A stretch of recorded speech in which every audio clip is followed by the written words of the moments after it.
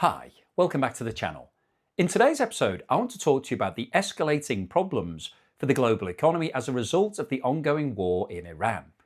This conflict is now approaching the 2-week mark, and rather than calming down, the situation is actually getting worse. Energy markets are being thrown into chaos, oil prices have surged above $100 per barrel again, gas prices are soaring, and there is now a very real possibility that this conflict could trigger a major shock to the global economy in 2026. But perhaps the most remarkable development over the last few days is that the United States has now taken the extraordinary step of allowing additional Russian oil to be sold in an attempt to stabilize global energy markets. And that tells you something very important about how serious this situation has become. Because when the USA starts easing sanctions on Russian oil in the middle of a global energy crisis, you know that policymakers are starting to run out of easy options. At the same time, we are now seeing something else happening across the global energy sector that is even more alarming. There has been an explosion of force majeure declarations across the oil and gas industry. Now, for anyone who isn't familiar with the term, force majeure is basically a legal mechanism companies use when something completely outside of their control makes it impossible for them to fulfill their contracts. It's normally used for things like wars, natural disasters, or major infrastructure failures. And when companies start invoking force majeure, that's a clear sign that the situation has become extremely serious. And right now, we're seeing force majeure declarations spreading across the energy markets. Major companies have already invoked force majeure on both oil and gas supplies. For example, Qatar Energy has declared force majeure on some of its LNG exports after disruptions linked to the conflict. Shell, which is the largest LNG trader in the world, has also declared force majeure on certain LNG cargo deliveries linked to those disruptions. In the oil sector, Bapco Energies, which operates Bahrain's main refinery, declared force majeure after missile and drone strikes affected operations. And Kuwait Petroleum Corporation has also invoked force majeure as shipping disruptions and security risks have made exports increasingly difficult. And those are just some of the biggest examples. Across the wider energy industry, there are now numerous companies invoking force majeure clauses, either because of their own operations have been disrupted or because the suppliers they depend on can no longer deliver the energy.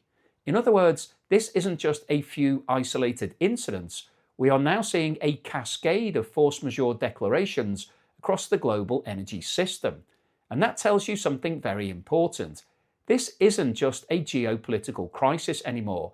It's becoming a global energy supply crisis. Now, alongside this, we've also seen a very significant development in relation to Russian oil. The United States has now expanded the sanctions waiver that allows countries to buy Russian oil that was previously stranded at sea. In a statement posted on X, US officials confirmed that a 30-day license has been issued allowing delivery and sale of Russian oil that has already been loaded onto tankers. In other words, oil that was previously stuck because the sanctions meant that it couldn't be delivered. And the numbers involved here are huge. There are around 100 million barrels of Russian oil sitting in tankers that was unable to be delivered. At roughly $100 per barrel, that represents around $10 billion of oil suddenly being allowed to flow into the global market. So from Russia's point of view, this is a double win. First, oil prices are soaring because of the war in the Middle East, and they're no longer having to have a huge discount. And second, Russian oil is now being allowed into the global market. So the country that Western sanctions were designed to financially isolate could actually end up earning more money because of this crisis. And that's why European leaders are extremely unhappy about this move. The President of the European Commission, Ursula von der Leyen, has criticised the decision, warning that allowing additional Russian oil to reach the markets risks undermining the sanctions regime that Europe and its allies have spent the last 4 years putting together. European officials have been very clear that the whole purpose of the sanctions was to restrict Russia's ability to finance the war in Ukraine. So from their point of view, allowing billions of dollars of Russian oil sales at exactly the moment when prices are surging risks handing Moscow a significant financial windfall. And this is why there is growing tension between the USA and some European governments over how to deal with the energy shock created by this conflict. But the real story here is oil prices. At the start of 2026, oil was trading at around $60 per barrel. By the time this war had begun, it had risen to around $70 on the risk of the war happening, and today it's trading above $100 per barrel. So just think about those numbers. Since the start of this year, oil prices have risen from $60 to $100. That's around a 70% increase in just a few months. And since the war began, it's jumped from $70 to more than $100, which is around a 40% increase directly as a result of the conflict.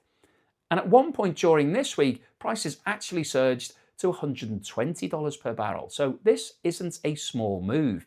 This is a huge energy shock hitting the global economy, and it feeds directly into the cost of almost everything: transport, food, manufacturing, air travel, shipping, chemicals, plastics, logistics, the list goes on.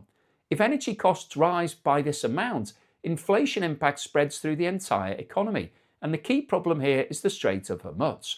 Around 20% of the world's oil supply normally moves through that single shipping lane. Right now, that route is effectively closed, and Iran has made it clear that it intends to keep pressure on the whole strait. Iranian officials have even suggested that oil prices could go as high as $200 per barrel if the situation escalates further. Whether that actually happens or not is another question, but the fact that people are even talking about those numbers tells you how serious the situation has become. And the reason the oil market is so nervous is because the attacks are continuing and actually getting worse. We've seen ongoing missile strikes, drone attacks, tanker incidents, and military exchanges across the whole region. Ships have been hit in the Persian Gulf, missiles and drones have been launched towards bases and infrastructure, and neighbouring countries including Saudi Arabia, United Arab Emirates, Iraq, and others are increasingly being pulled into this situation. So this conflict is no longer contained. The geography of the war is expanding, and that means the risk to energy infrastructure is also expanding. Every time a tanker is hit, every time a drone attack takes place, every time another facility shuts down, the oil market prices in more disruption. And it's not just oil that's surging. Natural gas prices have also spiked dramatically. Europe is now heavily dependent on liquefied natural gas, or LNG, because pipeline supplies from Russia were largely phased out after the Ukraine war. And that means Europe relies on LNG shipments from places like Qatar, the United States, and other global exporters. The problem is that the current conflict is disrupting exactly those supply routes. The Strait of Hormuz is not just a major oil route, it's also a critical transit point for liquefied natural gas shipments from the Gulf.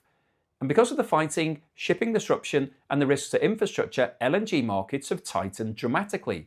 Gas prices are up by more than 30% since the start of the conflict. We've also seen energy companies declaring force majeure on some gas supplies as exports and shipping routes have been disrupted. And when companies start declaring force majeure, that essentially means they cannot fulfill their contractual obligations because the situation has become impossible to manage. So what we're seeing here is not just an oil shock, it's becoming an energy shock across multiple fuels. And for Europe, that has particularly serious consequences. Natural gas is used extensively for electricity generation across many European countries. So when gas prices surge, electricity prices surge as well. And when electricity prices go up, that feeds into the cost of almost everything: manufacturing, food production, transport, heating, industrial production, basically every sector of the economy. So the impact of this conflict isn't limited to petrol pump prices and gasoline, it's pushing up the cost of energy across the entire global economy. Financial markets are also now starting to fall. Investors are beginning to price in the risk that this conflict could cause a major economic shock. And if oil prices continue to remain above $100 per barrel or escalate even higher, then it's very likely that we could see markets start to tumble much more rapidly, because sustained high energy prices are extremely damaging for economic growth. We're also seeing serious stress emerging in the bond markets. Bond prices have been falling sharply, which means bond yields are rising, and rising yields push up the cost of borrowing for governments. That is particularly bad news for countries like the United States, which already has an extremely high level of debt. If borrowing costs continue to rise, the cost of servicing that debt could increase dramatically over the coming years. So this conflict isn't just creating short-term problems, it could also create long-term financial pressures for governments around the world. And there are also some very visible impacts already appearing in specific industries. The airline industry, for example, is being heavily affected. Airspace across large parts of the Middle East has become extremely risky, which means airlines are cancelling thousands of flights and diverting aircraft onto much longer routes. That increases costs dramatically. At the same time, the cost of aviation fuel has surged because jet fuel prices move directly with oil. So airlines are being hit by double problem: higher fuel costs and massive disruption to their schedules. And tourism across the region is also being severely affected. Cities such as Dubai, Abu Dhabi and Doha have built huge tourism industries over the last couple of decades. But when a major war breaks out in the region, people simply stop travelling there. Flights get cancelled, holiday bookings collapse, business travel disappears. And it can take a very long time for tourism to recover after a conflict like this. So the economic damage from this war goes far beyond just oil prices. Multiple industries are now being directly affected. And then there's the direct cost of the war itself. The United States has already spent more than $11 billion in just the first few days, that's what's been announced, with billions more spent on missiles, air operations, and military deployments. And that number will continue rising rapidly if the conflict keeps going on.